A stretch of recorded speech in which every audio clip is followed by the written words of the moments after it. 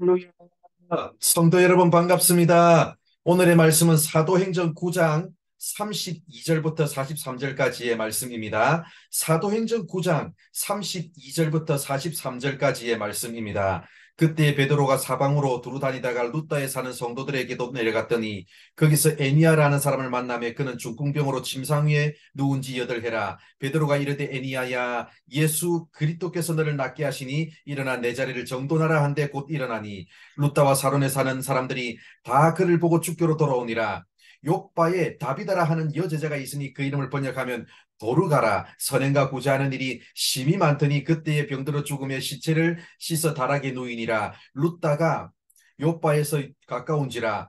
제자들이 베드로가 거기 있음을 듣고 두 사람을 보내어 지체 말고 와달라고 간청하여 베드로가 일어나 그들과 함께 가서 이르며 그들이 데리고 다락방에 올라가니 모든 과부가 베드로 곁에 서서 울며 도르가가 그들과 함께 있을 때에 지은 속옷과 겉옷을 다 내보이거늘 베드로가 사람을 다 내보내고 무릎을 꿇고 기도하고 돌이켜 시체를 향하여 이르되 다비다야 일어나라 하니 그가 눈을 떠 베드로를 보고 일어나 앉는지라. 베드로가 손을 내밀어 일으키고 성도들과 아버들을 불러들여 그가 살아난 것을 보이니 온 요파 사람이 알고 많은 사람이 주를 믿더라. 베드로가 요파에 여러 날 있어 시몬이라 하는 무두장이의 집에서 머무니라. 아멘.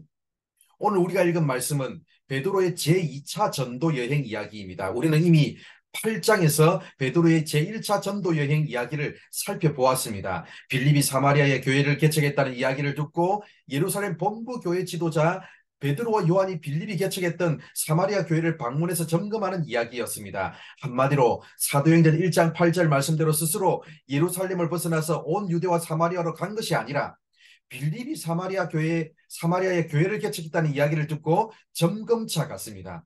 오늘 말씀에 나오는 베드로의 제2차 전도 여행도 마찬가지입니다. 베드로가 방문한 곳은 루다와 욥바입니다. 그런데 32절을 보면 루다에 사는 성도들이라는 표현이 나옵니다. 그리고 36절을 보면 욥바에 다비다라 하는 여제자가 있으니라는 표현이 나옵니다. 도대체 루다와 욥바에 언제부터 그리스도인들이 생겨난 겁니까?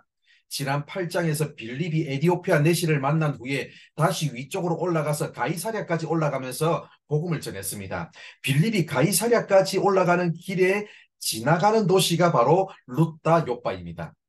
빌립으로부터 복음을 듣고 이미 그곳에 믿는 성도들이 생겨났고 베드로 스스로 사마리아의 복음을 전하기 위해서 간 것은 아니지만 빌립으로부터 복음을 듣고 예수를 믿게 되었다는 성도들을 점검하러 간 것입니다. 그렇기 때문에 아직까지 베드로는 한계를 많이 가지고 있다고 볼 수 있습니다. 아직까지 예루살렘을 뛰어넘는 개척자가 되지는 못했습니다. 그러나 비록 한계는 있지만 베드로는 빌립이 복음을 전했던 사마리아 지역을 다니고 점검하면서 기적을 행했고 또 자기 한계가 서서히 깨어지면서 하나님의 사역을 보는 그의 눈이 넓어지며 그렇게 해서 하나님의 구원 사역에 참여하게 되는 과정을 하나하나 밟아가고 있습니다. 오늘 우리가 읽은 말씀을 이런 관점으로 보시면 좋겠습니다. 마지막 절인 43절을 보면 베드로가 욥바에 있는 무두장이 시몬의 집에 여러 날 머물렀다고 말씀합니다. 이것은 보통 사건이 아닙니다.